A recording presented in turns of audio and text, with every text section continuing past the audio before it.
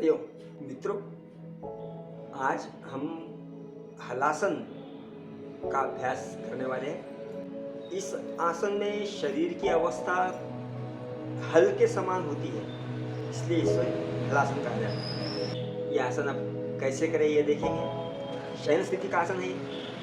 शयन स्थिति में लेट जाए, दोनों पैर द्विपाद उत्तान पादासन में ऊपर उठाए, फिर दोनों पैर कमर ऊपर उठाए और दोनों पैर ऊपर ले, फिर श्वास लेकर श्वास छोड़ते हुए दोनों पैर पीछे ले जाए, सर के पीछे। इस बीच हमें पैरों को घुटनों से मोड़ना नहीं है, जितना ले जा सकते हो उतना ले जाए। प्रयत्न करें दोनों पैर के अंगूठे पीछे जमीन पर टिकाने का प्रयत्न करें। दोनों हाथ जगह पर है।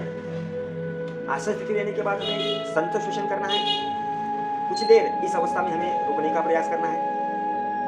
इस अवस्था में हमारे गले में जालंधर बंध लगेगा। कुछ देर अवस्था में रुकने के बाद धीरे धीरे हमें आसन छोड़ना है। पीठ कमर हमें जमीन पर टिकानी है। दोनों पैर नवोदंश के कोण में यानी द्विपाद उत्तान पादासन में धीरे धीरे दोनों पैर हमें जमीन पर टिकाना है। पैर जमीन टिकाने के बाद हमें दीर्घ श्वास लेना है, श्वासों को नियंत्रित करना है।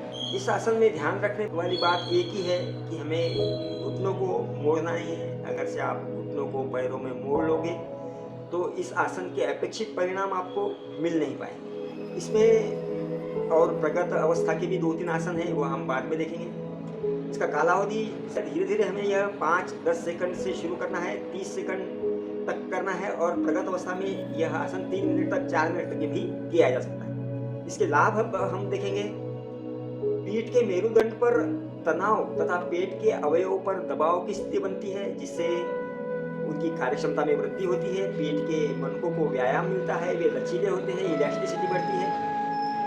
जालंधर बंध जो सर्वांगासन में लगता है वही बंध इसमें भी लगता है, तो वह उसके सारे लाभ हमको मिलने वाले हैं। इसका डायाबिटीज में भी काफी लाभ होता है, क्योंकि इसमें पेट पर भी दबाव पड़ता है।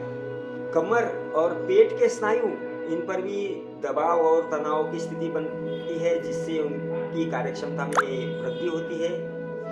वात विकार में इसमें लाभ होता है तथा प्लीहा, यकृत और पेट के अवयवों पर अच्छा परिणाम मिलता है, जिससे उनकी कार्यक्षमता में वृद्धि होती है। अचन क्रिया में सुधार होता है।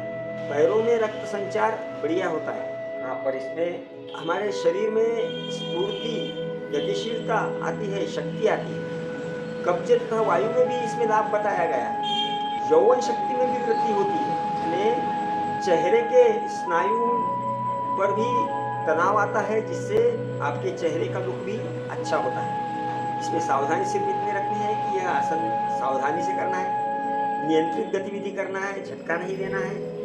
आसन छोड़ते हुए, श्वास छोड़ते हुए पैर नीचे एकदम से झटके से हमें नीचे नहीं लाना है। नियंत्रित हालचाल हमें इस अवस्था में करनी है। जल्दबाजी किसी भी हालत में हमें नहीं करना है।